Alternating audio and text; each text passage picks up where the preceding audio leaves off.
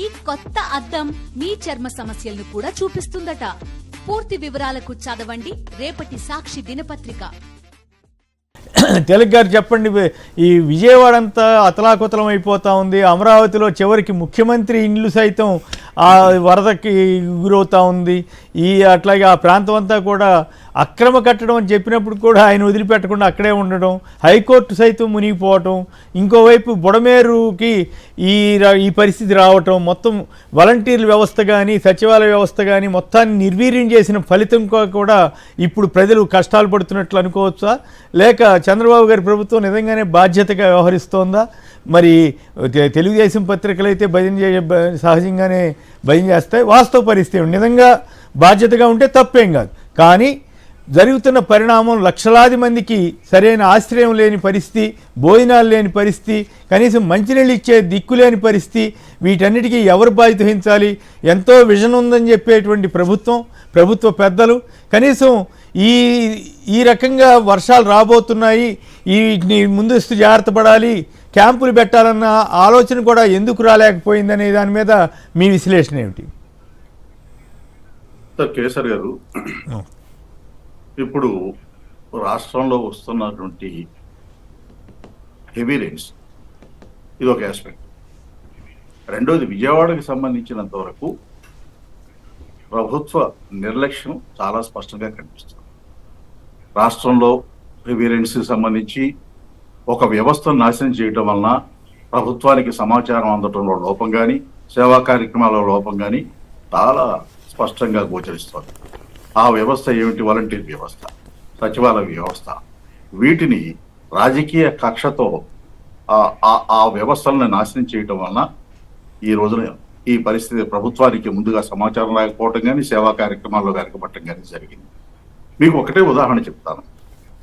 చంద్రబాబు నాయుడు గారు నిన్న ప్రెస్ మీట్లో మాట్లాడుతూ 98లో హైయెస్ట్ ఫ్లడ్ వచ్చింది కృష్ణానదికి అన్నారు.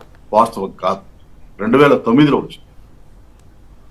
తర్వాత ఇంత రైన్ఫాల్ లోగడ ఎప్పుడు రాలేదు, ఇది 100 ఏళ్ల చరిత్రలో చాలా ఎక్కువ అని చెప్పేసి అన్నారు. నిజానికి విజయవాడలో పడింది 20 సెంటీమీటర్లు. వాస్తవానికి తెలంగాణలో 25 పైన 40 సెంటీమీటర్ల వరకు వర్షం పడింది. అది ఆంధ్రప్రదేశ్లో విజయవాడలో 25 సెంటీమీటర్లు. ఇది నేను ఒక ఉదాహరణ కొన్ని ఫిగర్స్ ఇస్తానండి. ఇప్పుడు రైన్ఫాల్, హైయెస్ట్ రైన్ఫాల్ అంటే 2008లో అవనిగడ్డలో 2025 మే 17న 50 సెంటీమీటర్ల వర్షపాతం. 2000 పొరపాటు చెప్పారు. 1925 2025 అన్నారు, అందుకని. ఓకే. 1925. అలాగే 1925 మే 17న విజయవాడలో 32.4 సెంటీమీటర్ల వర్షపాతం రికార్డు. అందులో 20 సెంటీమీటర్లు తెలంగాణతో పోల్చుకున్నా కానీ, గతంతో పోల్చుకున్నా కానీ 20 సెంటీమీటర్లు విజయవాడలో పడింది. ఈ విజయవాడలో 2 ఆస్పెక్ట్స్లో ఈ వర్షాలను చూడాలి. ఒకటి, ఎప్పుడు వర్షం హెవీ రైన్స్ వచ్చినా కానీ కృష్ణలంకలో 1,00,000 జనాభా ఉంటారు. ఆ కరకట్ట పక్కన ఉన్నటువంటి ఇళ్లలో ఉన్న వాళ్ళందరినీ కూడా తరలించి నిరాశ క్యాంపులు పెట్టి, భోజనాలు పెట్టి పెద్ద కార్యక్రమం కింద మారేది ప్రతిసారి. కానీ ఈసారి ఆ పరిస్థితి లేదు. రాత్రి గమ్మత్తుగా 11:30 తర్వాత కృష్ణలంక మునిగిపోతుందని చెప్పి ప్రచారం చేసి చంద్రబాబు నాయుడు గారు అక్కడ పర్యటనకి వెళ్ళారు. అక్కడ ఇప్పుడు గోడ కట్టినప్పుడు కొన్ని హోల్స్ పెట్టాలి తప్పనిసరిగా. కొన్ని చోట్ల డ్రైనేజ్ కోసం కానివ్వండి, లేదా గోడ రక్షణ కోసం కానివ్వండి. యాక్చువల్గా ఇంజనీర్లు చెప్పేది ఏంటి, కొన్ని చోట్ల హోల్స్ లేకపోతే ఆ ఒత్తిడికి గోడ కూలిపోయే ప్రమాదం ఉంటుంది. అందువల్ల కొన్ని హోల్స్ పెడతారు. దానివల్ల కొంత వాటర్ రోడ్ల మీదకి వచ్చింది కృష్ణలంకలో. ఈ కృష్ణలంక మునిగిపోయిందని చెప్పి చంద్రబాబు నాయుడు గారు పాపం అర్ధరాత్రి పూట ఆ వయసులో ఆయన ప్రజల కోసం పర్యటిస్తున్నారనే ఒక ప్రచారం మాత్రం మొదలైంది తెలుగుదేశం వాట్సాప్ గ్రూపుల్లో. ఇది ఎంతవరకు రాజకీయాలు పక్కన పెట్టి ముఖ్యమంత్రిగా చేయాల్సింది. 3 రోజుల నుంచి వర్షాలు వస్తుంటే, జనం అల్లాడుతుంటే ఆయన ఫుడ్ ప్యాకెట్స్ తయారు చేయండి అని చెప్పి రాత్రి అర్థిస్తారండి. 3 రోజుల తర్వాత ఆయన వర్షాల గురించి సీరియస్గా లేరని చెప్పడానికి ఒక ఉదాహరణ చెప్తాను. బాలకృష్ణ గారి సినీ స్వర్ణోత్సవం, వజ్రోత్సవం ఏదో జరుగుతుంది. దానికి వెళ్ళడానికి ఆయన ప్రిపేర్ అయిపోయాడు. ప్రోగ్రామ్ కూడా షెడ్యూల్ చేసుకున్నారు. చివరి క్షణంలో నిన్న ఈ వరదల విలయం చూసి అప్పుడు క్యాన్సిల్ చేసుకున్నారు. అంటే 3 రోజుల నుంచి ఆయనకి ఈ వర్షాలు తీవ్రంగా ఉన్నాయి, మనం అక్కడికి వెళ్ళకూడదు, ఇక్కడే కూర్చోవాలనే ఆలోచన లేదని చాలా స్పష్టంగా అర్థమవుతుంది. లోకేష్ గారు ఈ వర్షాల్లో ఎక్కడ కనపట్ల, ఉప ముఖ్యమంత్రి పవన్ కళ్యాణ్ గారు అసలు మాట కూడా లేదు. ఇది దీన్ని బట్టి వాళ్ళకి ఎంత సీరియస్గా ఉన్నారనేది అర్థమవుతుంది. ఇకపోతే ఈ విజయవాడలో ఈ ముంపు కారణం కేవలం వర్షాలు కాదండి. ఇప్పుడు ఏదో చెప్తున్నారు వరదలు, హెవీ రైన్స్ వల్ల మునిగిపోయిందని. ఇప్పుడు అమరావతిలో హైకోర్టుకు వెళ్లే దారిలో ఆ రోడ్ అంతా మునిగిపోయి చేపలు పట్టుకున్నారా లేదా? హైకోర్టులో ఆ కన్స్ట్రక్షన్ లోపం వలన వర్షం లోపల పడిందా లేదా? వీటికి సమాధానం చెప్పకుండా అమరావతి మునిగిపోయిందని దుష్ప్రచారం చేస్తున్నారు వైసీపీ వాళ్ళు. ఒక క్యాంపెయిన్ బిగిన్ చేశారు. ఇంతకాలం నవ్యపెడతారు. అందులో విజయవాడకు వచ్చేటప్పటికి కృష్ణాకి సమస్య పరిష్కారం అయింది. 1,00,000 మంది ప్రజానీకం ఏమి ఊపిరి పీల్చుకున్నారు ఆ గోడ కట్టడం వలన. రెండవది, ప్రతిసారి హెవీ రైన్స్ వచ్చినప్పుడు విజయవాడలో ఈ ఇబ్రహీంపట్నం దగ్గర నుంచి ఆ బుడమేరు ఛానల్ వెళ్లే వరకు అదంతా మునిగిపోతా ఉంటుంది.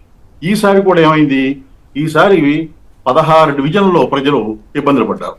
ఎప్పుడన్నా కళ్ళ ఊహించారా జక్కంపూడి సింగనగర్ ప్రాంతాల్లో పడవలేసి తిరగాల్సి వస్తుందని? ఇక్కడ సింగనగర్ ప్రాంతం వాళ్ళు 1,00,000 మంది ఉంటారు. ఇంతమంది ప్రజలు ఉన్నప్పుడు ఈ బుడమేరు ప్రమాదం ఉందని ఇప్పటికీ కూడా మాట చెబుతానండి. విజయవాడలో బుడమేరు వలన ఈ ముప్పు వచ్చింది. ఇప్పుడు రేపు రాబోయేది ఏంటి? బుడమేరు వాటర్ కానీ మిగతా వాగులు కానీ వెళ్ళి కొల్లేరులు కలుస్తుంది. ఆ కొల్లేరు పరిసర ప్రాంతాలన్నీ ముంపుకు గురవుతాయి, పొలాలు కానీ గ్రామాలు కానీ. దానికి ముందు చర్యలు తీసుకుంటున్నారా? అది లేదు. సో ఇవన్నీ కూడా ముందు జాగ్రత్తలు లేవు, అజాగ్రత్తగా ఉన్నారు, చాలా నిర్లక్ష్యంగా వ్యవహరించారు. ప్రజలకు వాళ్ళ కష్టాలు వాళ్ళకు వదిలేసి ఇప్పుడు ఒక సీఎం గారు పర్యటనకి వెళ్ళారండి. ఆయన వెనకాల కెమెరా, కలెక్టర్ గారు, ఈ జనం ఏడుస్తూ దండాలు పెడుతుంటే నేనున్నాను అదాటి పడకండి అంటాడు. ఏం వెళ్ళేటప్పుడు ఫుడ్ ప్యాకెట్స్ లేవు, వాళ్ళకి బోట్లు అరేంజ్ చేయలేదు, ఎన్డీఆర్ఎఫ్ టీమ్స్ ప్రైమ్ మినిస్టర్ ఎందుకు మాట్లాడలేదు, ఏం లేదు. బోట్లో వెళ్ళి కెమెరా వెనకాల ఉండేది నేను నన్ను ధైర్యం చెప్తున్నా అని చెప్తే ఎట్లా ధైర్యం వస్తుంది? తర్వాత అధికారులంతా ఈ పనిగా సరిపోయిందని ఇందాక ఎవరు మన కొందరు ఇండిపెండెంట్ జర్నలిస్టులు మామూలు వీడియోలు కూడా రిలీజ్ చేశారు. ఇదే కాదు కేసర్ గారు, ఇప్పుడు చాలా మంది ఇప్పుడు ఆయన తాడేపల్లి ఆ నివాసం ఖాళీ చేయొచ్చు కదా, గెస్ట్ హౌస్ లో ఉండొచ్చు కదా, దానికి పట్టుదలకపోయి ఆ నివాసాన్ని కాపాడాలని అధికారులు సిబ్బంది లారీల్లో ఇసుక బస్తాలు, తర్వాత మోటార్లు పెట్టి ఎన్ని నీళ్లు దొడతారండి? మోటార్లు పెట్టి ఆ ఇంటి చుట్టూ నీళ్లు దొడతారు. ఆ నీళ్లు ఎక్కడ పోస్తారు? మళ్ళీ కృష్ణానదిలో పోయాలి. ఏం పనులు? 4 రోజులు అక్కడ ఇల్లు ఖాళీ చేసి వస్తే ఏం పోతాయి? స్టాఫ్ అంతా అక్కడికి డైవర్ట్ చేయటం. తర్వాత ఈ విజయవాడ మునకకి అసలు ప్రధాన కారణం అనేది చాలా మంది చరిత్ర తెలియకో లేదా వాస్తవాలు తెలియకో తెలుసుకోవడానికి ప్రయత్నం చేయకపోవడం వలన అది జరిగే దుష్ప్రచారం ఇంత అంత కాదు. నిన్న ఈనాడు పత్రికలో వార్త వచ్చింది. ఏమనంటే విజయవాడ మునక్కి జగన్మోహన్ రెడ్డి ముందు చూపు లేకపోవడం వల్ల ఆయనే కారణం, దీనికి మునక్కి కారణము అనే వార్త వచ్చింది. నేను ఒక ఫ్యాక్ట్ చెప్పదలుచుకున్నా, ఈ సందర్భంలో మాట్లాడకూడదు అనుకున్నా కానీ నిన్న ఈనాడు ఈ క్యాంపెయిన్ చూశాక ఈనాడు కానీ మిగతా పత్రికలు కానీ జ్యోతులు రాయరు, దానికి కారణం కూడా చెప్తా. విజయవాడ 16 డివిజన్లో ఈ రోజున వరద ముంపు రావడానికి కారణం బుడమేరు ఛానల్.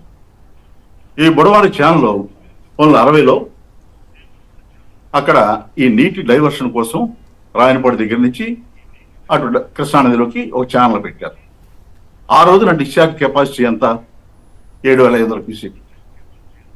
ఆ తర్వాత మిత్ర కమిటీ ఈ తరచుగా వరదలు రావడం 98, 96, 98 అట్లా వచ్చినాయి బుడమేరు వరదలు. దానివల్ల మిత్ర కమిటీ సజెషన్ ప్రకారం ఏం చేశారు, దాన్ని 25,000 కెపాసిటీకి 7,500 నుంచి 15,000 క్యూసెక్లకి కెపాసిటీ, డిశ్చార్జ్ కెపాసిటీ పెంచాలని డెసిషన్ తీసుకుని చేశారు. అయితే ఈ 15,000 క్యూసెక్లకి డిజైన్ చేశారు, కానీ కొన్ని బాటిల్ నెక్స్ ఉన్నాయి పనులు పూర్తి కావడానికి అడ్డంకుడు. అది ఏమిటి? VTPS నుంచి రిటర్న్ వాటర్ కెనాల్లో హాట్ వాటర్ వస్తుంది, అదొక బాటిల్ నెక్.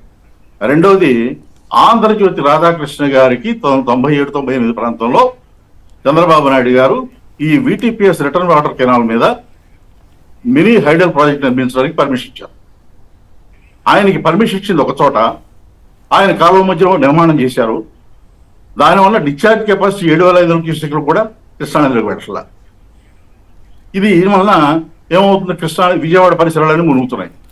ఇది 98లో వచ్చేది, 2008లో వచ్చినప్పుడు ముఖ్యమంత్రిగా ఉన్న రాజశేఖర రెడ్డి గారు వచ్చి ఈ పరిస్థితులను గమనించి కేవలం ఆంధ్రజ్యోతి రాధాకృష్ణ గారి పవర్ ప్లాంట్ వలన కృష్ణానదిలోకి వెళ్లాల్సిన నీళ్లు వెళ్ళక ఈ ముంపుకు గురవుతున్నారనేది అర్థమయ్యి ఆయన ఏం చేశారంటే మొత్తం రివ్యూ చేసి 37,555 క్యూసెక్కులు కెపాసిటీ, డిశ్చార్జ్ కెపాసిటీ పెంచాలని ఆయన ఆదేశాలు ఇచ్చారు, శాంక్షన్ కూడా ఇచ్చారు. ఆ తర్వాత ఆయన చనిపోయారు, ఆ పనులు ఆగిపోయాయి. అయితే కొన్ని కొంతవరకు జరిగినాయి. చివరి బాటిల్ నెక్ ఎక్కడ? ఈ రాధాకృష్ణ పవర్ ప్లాంట్. అక్కడ లోతు చేసి వెడల్పు చేయకపోతే చేస్తే ఆ పవర్ ప్లాంట్ మునిగిపోతుంది. ఆయన పవర్ ప్లాంట్ కాపాడటం కోసం ఆ బాటిల్ నెక్ ఆ పవర్ ప్లాంట్ ఉన్నంత వరకు కూడా లోతు చేయటం వెడల్పు చేయటం జరగలేదు ఇప్పటి వరకు కూడా. దీనివల్ల చంద్రబాబు నాయుడు చేసిన ఈ పాపం వలన అప్పుడు రాజశేఖర రెడ్డి గారు లైసెన్స్ క్యాన్సిల్ చేశారు. చేస్తే కిరణ్ కుమార్ రెడ్డి హయాంలో చంద్రబాబు నాయుడు గారి రికమెండేషన్ వలన మళ్ళీ ఇది రెస్టోర్ చేశారు. హైకోర్టు స్టే అన్నారు, అది అన్నారు. చేసి ఇప్పటికీ అదే కంటిన్యూ అవుతుంది. నిజానికి ఇది అప్పుడు డిశ్చార్జ్ ఫస్ట్లో 7,500 క్యూసెక్లు, తర్వాత 15,000 క్యూసెక్లు పెంచాలనుకున్నారు. రాజశేఖర రెడ్డి గారు 37,555 క్యూసెక్లు పెంచాలని చెప్పి ఆ రోజున నిర్ణయం తీసుకున్నారు. పోలవరం ప్రాజెక్టులో భాగంగా ఫండ్స్ ఇచ్చారు, పనులు జరిగినాయి. అది ఎందుకు ఇప్పుడు మరి ఎట్టలేదు? మరి వరద ఎందుకు వస్తుంది? వెనక్కి 9 మీటర్లు లెవెల్ వచ్చేటప్పటికి వెలగలేదు రెగ్యులేటర్ దగ్గర. అవి రాయరు కదా, అవి రాయరు. ఆయన చెప్పు, చంద్రబాబు గారు కూడా చెప్పరు కదా. చెప్పను ఇంకా ఉందని చెప్తాను.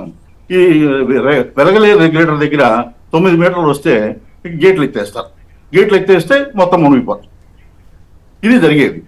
ఇప్పుడు ఏమైంది? ఆ గేట్లు ఎత్తేసారు. ఎందుకు? డిశ్చార్జ్ కృష్ణానదిలోకి వెళ్ళలేదు కాబట్టి. గేట్లు ఎత్తేయడం వల్ల ఏమైంది? పొలాలు మునిగినాయి, ఇళ్ళు మునిగినాయి, ఆ కాలనీలు మునిగినాయి. వెనక్కి వచ్చి ఎదురు తన్ని నీళ్లు గండిపడింది. ఓకే, ఇది జరిగింది. అక్కడ 1,00,000 మందికి పైగా దాదాపు 2 లక్షల మంది ప్రజలు ఇబ్బంది పడుతుంటే అసలు విజయవాడ సింగినగరు జక్కంపూడిలో పడవలు ఇస్తారటువంటి ఇది జరిగింది. దీనికి పూర్తి కారణం ఈ ముప్పుకి చంద్రబాబు నాయుడు గారు అక్కడ పర్మిషన్ ఇవ్వటం, దాన్ని క్యాన్సిల్ చేస్తే మళ్ళీ రెస్టోర్ చేయించడం. రాధాకృష్ణ గారు ప్రజలు ఏమైనా సరే, విజయవాడ ఏమైనా సరే ఆయన పవర్ ప్లాంట్లో ఆయనకి ఆదాయం రావాలి.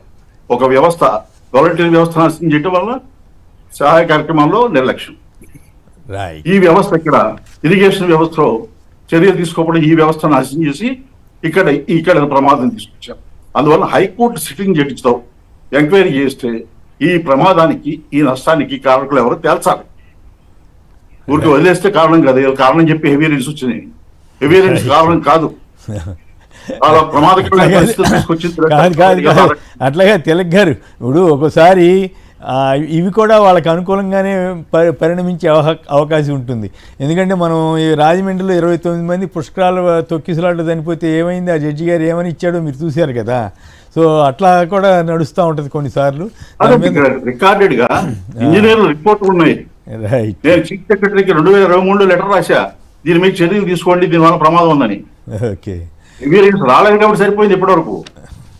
ఆయన 2008లో రాజశేఖర రెడ్డి గారు సీఎం గా ఉన్నప్పుడు వరదలు వచ్చినాయి. హైదరాబాద్ రోడ్డు కూడా కట్ ఆఫ్ అయింది, ట్రాఫిక్ ఆగిపోయింది. రైట్. అప్పుడు చర్యలు తీసుకున్నారు ఆయన. ఇప్పుడు చంద్రబాబు నాయుడు ఏం చర్యలు తీసుకుంటున్నారు? ప్రజల్ని నాటకం అంటామా? ఓకే.